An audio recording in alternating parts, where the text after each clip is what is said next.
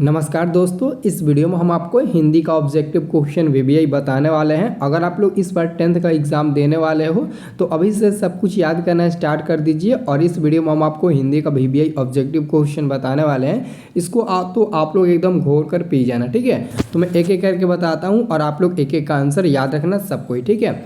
और ऐसे ही वीडियोज़ के लिए चैनल को सब्सक्राइब कर लेना ताकि आपको हमेशा ऐसे ही वीडियो ऑल सब्जेक्ट का ऑब्जेक्टिव क्वेश्चन का मिलता रहे, ठीक है। देखो, आपका पहला नंबर क्वेश्चन है हिंदी का पहला नंबर क्वेश्चन है, श्रम विभाजन और जाति प्रथा पाठ अंबेडकर के किस भाषण का हिंदी रूपांतरण है, यानी किस भाषण का यह हिंदी रूपांतरण है।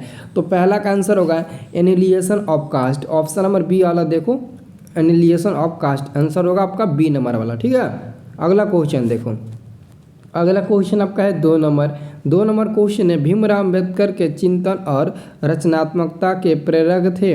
तो कबीर, बुद्ध और ज्योतिबा फुले, ये तीनों व्यक्ति थे। ये तीनों व्यक्ति इनके प्रेरक और रचनात्मक थे, ठीक है। चिंतन और रचनात्मक थे, याद रखना।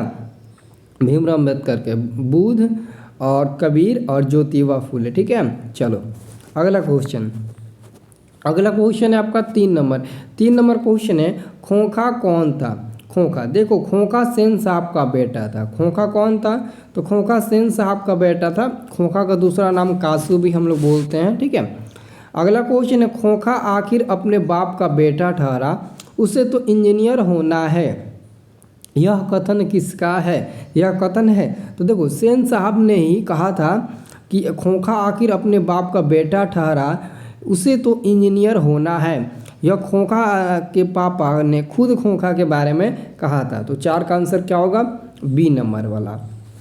अगला क्वेश्चन है कि मैक्स मुलर की दृष्टि में सच्चे भारत के दर्शन कहाँ हो सकते हैं। आपको पता है ना कि मैक्स मुलर का जन्म जर्मनी में हुआ था और यह जर्मनी के लेखक हैं। और इन्होंने कहा था कि अगर सच्चे भारत का दर्शन आपको करना है तो गांव में जाइए, गांव में आपको सच्चे भारत का दर्शन करने को मिल जाएगा, ठीक है, याद रखना। अगला क्वेश्चन है, मैक्स मुलर ने कठ और केन उपनिषद, हितोपदेश तथा मेघ का अनुवाद किस भाषा में किया था। जब यह जर्मनी के रहने वाले थे तो पक्का इन्होंने जर्मनी भाषा में ही किया होगा। तो हमारा आंसर क्या होगा, सी नंबर जर्मन। क्या होगा जी, जर्मन होगा। देख लो कितना आसान हो गया।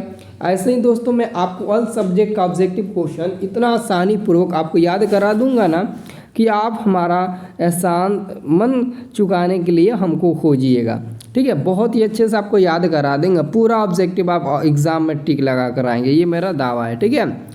अब देखो अगला क्वेश्चन है 7 नंबर कि कालिदास ने कहा था कि सब पुराने अच्छे नहीं होते और सब नए खराब नहीं होते। यह पाठ किस पंक्ति की है। ऑलरेडी दोस्तों आपके हिंदी में एक पाठ है जिस पाठ में ये आपको सेंटेंस मिलेगा कि कालिदास ने कहा था कि सब पुराने अच्छे नहीं होते और सब नए खराब नहीं होते। ये कालिदास का कहना है, लेकिन यह किस पाठ में कहा गया है। तो हम लोग देंगे सर, यह जो कहा गया है वो नाखून क्यों बढ़ते हैं उस पाठ में कहा गया है। सी नंबर वाला आंसर होगा, क्योंकि नाखून क्यों बढ़ते हैं पाठ के लेखक हजारी प्रसाद द्विवेदी और इनका जन्म तो हुआ था 1907 ईस्वी में। तो इसी पाठ में यह बात कहा गया है, ठीक है। अब देखो अगला क्वेश्चन है आपका 8 नंबर, प्राचीन भारत के कलात्मक विनोद कौन है। प्राचीन भारत के कलात्मक विनोद क्या है, कौन नहीं बल्कि क्या है। तो देखो इसका आंसर होगा ऑप्शन नंबर बी वाला होगा, निबंध संग्रह। क्या जी, निबंध संग्रह होगा, ठीक है। अगला क्वेश्चन है, चंद्रगुप्त विक्रमादित्य कहाँ का राजा था। चंद्रगुप्त विक्रमादित्य कहाँ का राजा था। तो याद रखना वो राजा था तो पटना का राजा था। पटना कहाँ है, तो बिहार राज्य की राजधानी पटना है। पटना से बहुत लोग विलम्ब भी करते होंगे जो वीडियो को देख रहे होंगे। तो जो लोग पटना से विलम्ब करते होंगे कमेंट करके हमें बताइए तो कि जल्दी से कि सर हम पटना से हैं, ठीक है। अब देखो अगला क्वेश्चन है आपका 10 नंबर, किस शासक का लेख नंदी नागरी में नहीं है। किस शासक का लेख है जो हमारी नंदी नागरी में नहीं है? तो ऑप्शन नंबर देखो डी, ऑप्शन नंबर ध्यान से देखो डी नंबर को, लेकिन पहले उससे देखो आंसर तो डी नंबर होगा। इनमें सभी के जो लेख हैं ना वो हमारे नंदी नागरी में नहीं है। जैसे मेवाड़ के गुहिल, कन्नौज के गढ़वाल, संभार अजमेर के चौहान, ये सब आप लोगों ने शब्द कभी ज़िंदगी में सुना ही नहीं होगा, तो कैसे आप लोग भी बता सकते हो? तो बोल देना इनमें सभी जो है वो नंदी नागरी में नहीं है, ऐसे टिक लगा देना, ठीक है। चलो अगला क्वेश्चन है, बहादुर का पूरा नाम क्या था? बहादुर का पूरा नाम क्या था? देखो जी, बहादुर का पूरा नाम था दिल बहादुर। आंसर होगा बी नंबर, क्योंकि जब बहादुर अपने घर था तो वहाँ पर बहादुर का नाम दिल बहादुर ही था, लेकिन जब वो लेखक के यहाँ आया तो उसको देखा गया कि बहुत अच्छा है, मतलब कि उसके व्यवहार को देखकर दिल बहादुर को हटाकर बहादुर नाम दे दिया गया, ठीक है। चलो अब देखो अगला क्वेश्चन है, बहादुर कैसी कहानी है? देखो बहादुर तो कहानी है, लेकिन यह एक प्रकार की सामाजिक कहानी है। बहादुर क्या एक प्रकार की सामाजिक कहानी है? घर के परिवार के साथ रहना, नौकर को लेकर, ये सब सामाजिक कहानी है ना, ठीक है। अगला क्वेश्चन है, रामविलास शर्मा का निबंध है। रामविलास शर्मा जी का निबंध क्या है जी? तो याद रखना, रामविलास शर्मा जी का निबंध है ऑप्शन नंबर सी, परंपरा का मूल्यांकन। यही है रामविलास शर्मा जी का निबंध, परंपरा का मूल्यांकन। आंसर हमारा हो जाएगा सी नंबर 13 का, ठीक है। तो जो भी विद्यार्थी इस बार 10th का एग्ज़ाम देने वाले हैं, अगर वो हमारे ग्रुप पैड में जुड़ना चाहते हैं तो जितना जल्दी हो सके उतना जल्दी आप लोग हमारे ग्रुप पैड में जुड़ जाइए। ग्रुप पैड में जुड़ने के लिए दोस्तों पूरे 1 साल का 299 रुपये आपका फ़ी है। अब ग्रुप पैड में की फ़ायदा क्या है वो भी समझ लो। जो भी विद्यार्थी अगर ग्रुप पैड में हमारा जुड़ता है, 299 रुपये का ग्रुप पैड चलता है, मतलब कि हम जुड़ते हैं, तो अगर कोई भी विद्यार्थी ग्रुप पैड में हमारे जुड़ जाता है तो वो हमारे ग्रुप पैड में तब तक रहेगा जब तक उसका एग्ज़ाम समाप्त नहीं होगा और उसका रिजल्ट नहीं आ जाएगा। क्योंकि जो बच्चा हमारे ग्रुप पैड में है उनको तो मैं फर्स्ट डिवीज़न लाकर ही दिखाऊंगा, ठीक है। लेकिन हमारा टारगेट है 450 प्लस का। अब ग्रुप पैड में आपको सारे विषय का नोट्स मिल जाएंगे। सारे विषय का नोट्स जो आप लोग कहीं से परचेस करके खरीदते हो ना ऐप पर, या फिर कहीं कहीं जाकर खरीदते हो 2,000 500 1000 रुपये देकर नोट्स, वो सब नोट्स हम आपको 299 रुपये ही में दे देंगे। ऑब्जेक्टिव सब्जेक्टिव सब कुछ रहेगा, 1 नंबर या 2 नंबर या 5 नंबर या ऑल विषय का आपको मिल जाएगा, ठीक है। और हाँ, आप हमारे साथ हमेशा रहिएगा। जब हम लाइव क्लास चलाएँगे और लाइव क्लास में जो पढ़ाएंगे उसका PDF भी आपको मिलेगा, और साथ में आपको गेस क्वेश्चंस भी मिलेगा, प्रैक्टिस करने के लिए क्वेश्चंस मिलेगा, यानी कि सब कुछ आपको मिलेगा ग्रुप के माध्यम से, ठीक है। ये कोई छोटा मोटा ग्रुप नहीं है, ये हमारा धमाल वाला ग्रुप है। और आप लोग को ऐप के मदद से भी पढ़ने को मिलेगा, ठीक है। तो उस ग्रुप में ऐप का लिंक भेजा जाएगा, आप ऐप को लॉगिन कर लेना। ऐप पर कोई पैसा नहीं लगेगा, ऑलरेडी आप ग्रुप में ज्वाइन हैं तो आपको फ्री कोड दिया जाएगा ऐप वाला, ताकि आप ऐप पर भी पढ़ सको, ठीक है। तो जिसको भी मतलब कि लेना होगा ग्रुप ऐड में जुड़ने के लिए तो इस नंबर पर मैसेज कर देना, ठीक है। 9693779407 इस नंबर पर मैसेज कर देना, आपको मिल जाएगा, ठीक है।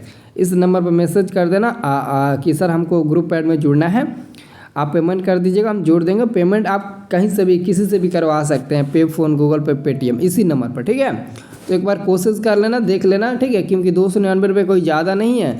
अगर हम एग्ज़ाम में फर्स्ट डिवीज़न आ जाते हैं तो हमको एग्ज़ाम में यानी कि बिहार के सरकार की तरफ से हमको पूरे 10,000 रुपया मिलेगा। तो समझ लो आप लोग 10,000 रुपया लेना चाहते हो या फिर नहीं लेना चाहते हो, तो 300 रुपया दोगे तो 10,000 रुपया मिलेगा आपको, ठीक है। तो देख लेना। अब देखो अगला क्वेश्चन आपका है 14 नंबर, कुमार गंधर्व क्या है? कुमार गंधर्व क्या है? तो 14 का आंसर होगा सर, 14 का आंसर होगा बी नंबर वाला। कुमार गंधर्व एक शास्त्रीय गायक है। क्या है? एक शास्त्रीय गायक है। आंसर होगा बी नंबर। कुमार गंधर्व क्या है? तो एक शास्त्रीय गायक है। आंसर होगा हमारा बी नंबर वाला, ठीक है। अगला क्वेश्चन है हमारा 15 नंबर कि नदी के किनारे भी नदी है, यह किसकी कृति है? नदी के किनारे भी नदी है, यह किसकी कृति है? तो हम लोग आंसर क्या टिक लगाएंगे? नदी के किनारे भी नदी है, यह कृति किसकी है? तो हम बोलेंगे सर ये कृति जो है वो हमारे अशोक वाजपेयी जी की है। आंसर होगा बी नंबर वाला, अशोक वाजपेयी जी की है। ठीक है, अगला क्वेश्चन है मछली कहानी में किस वर्ग का जीवन वर्णित है। मछली कहानी में किस वर्ग का जीवन वर्णित है। तो 16 का आंसर होगा बी नंबर, निम्न मध्यम वर्ग, निम्न मध्यम वर्ग। आंसर होगा बी नंबर 16 का। अगला क्वेश्चन है बिस्मिल्लाह खां का निधन कब हुआ था। बिस्मिल्लाह खां का निधन कब हुआ था। तो बिस्मिल्लाह खां का निधन 21 अगस्त 2006 ईस्वी में हुआ था। 21 अगस्त 2006 ईस्वी में बिस्मिल्लाह खां का निधन हुआ था। अगला क्वेश्चन है आपका गांधी जी का दक्षिण अफ्रीका प्रस्ताव कब से कब तक था। यानी कि गांधी जी का दक्षिण अफ्रीका का जो प्रस्ताव था वो कब से और कब तक था। तो हम लोग बोलेंगे सर गांधी जी जो गांधी जी का सफ़र था साउथ अफ्रीका के खिलाफ वो कब से कब तक था।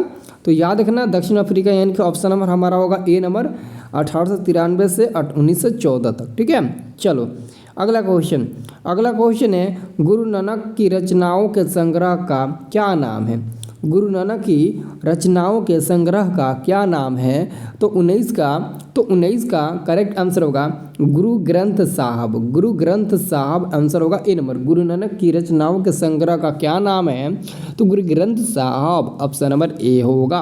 अब देखो अगला क्वेश्चन है गुरु नानक का जन्म कहाँ हुआ था। तो गुरु नानक का जन्म नामकाना साहब में हुआ था, जो हमको लगता है कि पाकिस्तान में स्थित है इस समय। ठीक है, यह स्थान कहाँ है। तो पाकिस्तान में लाहौर में शायद इनका जन्म हुआ था, जहाँ तक पता है। ठीक है, तो याद नामकाना साहब में हुआ था गुरु नानक जी का जन्म। ठीक है, तो सब लोग याद रखना 20 का आंसर क्या हो जाएगा। 20 का आंसर हो जाएगा हमारा सी नंबर वाला। अगला क्वेश्चन है रसखान को किसने दीक्षा दी। रसखान को किसने दीक्षा दी थी। तो रसखान को दीक्षा देने वाले व्यक्ति का नाम था विलकटनाथ नाम था। आंसर क्या होगा। आंसर आपका ये सी नंबर वाला होगा। ठीक है, क्या होगा सी नंबर वाला। अगला क्वेश्चन सुजान सागर किसकी कृति है। सुजान सागर किसकी कृति है। तो सुजान सागर हमारे घनानंद जी की कृति है। आंसर होगा ए नंबर वाला। क्या होगा। आंसर होगा हमारा ए नंबर वाला। ठीक है, अगला क्वेश्चन है किसने प्रेम की पीर, मतलब कि क्वेश्चन कह रहा है कि किसे प्रेम की पीर का कवि कहा जाता है। यानी कि प्रेम की पीर मतलब राधे कृष्ण। तो राधे कृष्ण, राधे राधे राधे राधे। तो 23 का आंसर क्या होगा। 23 का आंसर होगा ऑप्शन नंबर बी घनानंद होंगे। कौन होंगे। तो जी घनानंद होंगे। ठीक है, अगला क्वेश्चन है 24 नंबर की भारतीय किस भाषा को पसंद करते हैं। देखो भारतीय लोग किस भाषा को पसंद करते हैं आप लोग बता सकते हो, लेकिन आजकल के ज़माने में ये बताना बहुत ज़्यादा मुश्किल हो गया। क्योंकि हाँ मुश्किल क्या हो गया, हम लोग बता सकते हैं कि भारतीय किस भाषा को पसंद करते हैं। तो भारत के लोग भी अब अंग्रेज़ी बोलना पसंद करते हैं।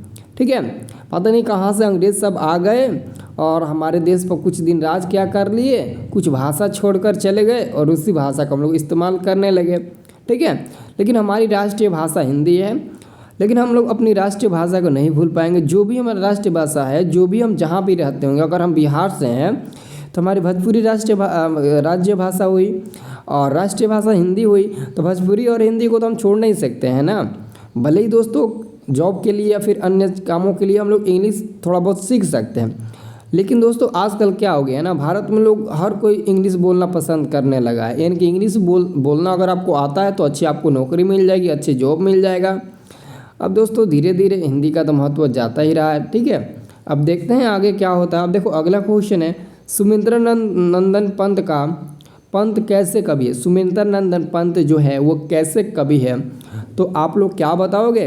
हाँ ठीक है, वेरी गुड। आंसर बताना मानवतावादी। ठीक है, आंसर क्या होगा, मानवतावादी होगा। ठीक है, तो जो लोग इस वीडियो को लाइक करते हैं वो इस वीडियो को भी एक लाइक करना। ठीक है, कि सर ये वीडियो बहुत ही अच्छा था, तो एक लाइक ज़रूर करना और कमेंट में अपना राय ज़रूर देना, कमेंट ज़रूर करना जी। ठीक है, तो मिलते हैं बहुत ही जल्द आपके साथ एक और नए वीडियो के साथ। ठीक है।